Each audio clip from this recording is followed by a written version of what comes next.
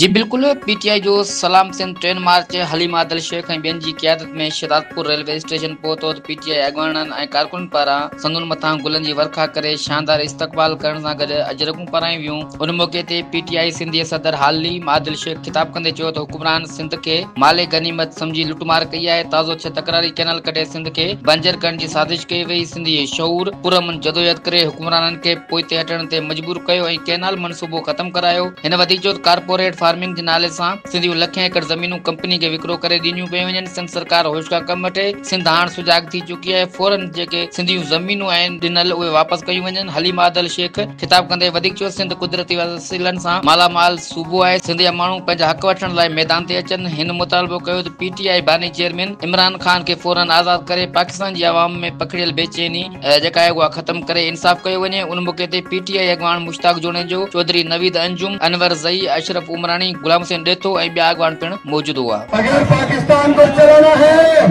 तो इमरान खान को लाना है। अगर सिंध को भी चलाना है तो इमरान खान को लाना है।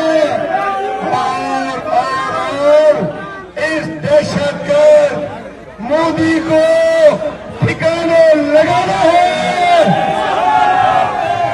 इस दहशतगर्द मोदी को ठिकाने लगाना है। दहशतगर्द नरेंद्र मोदी, दहशतगर्द दहशतगर्द नरेंद्र मोदी, दहशतगर्द दहशतगर्द नरेंद्र मोदी, दहशतगर्द नारे इमरान पाकिस्तान। मां सभिनी खे सलाम थो पेश कयां जहिड़े तरीक़े सां तव्हां सुजाग थियो।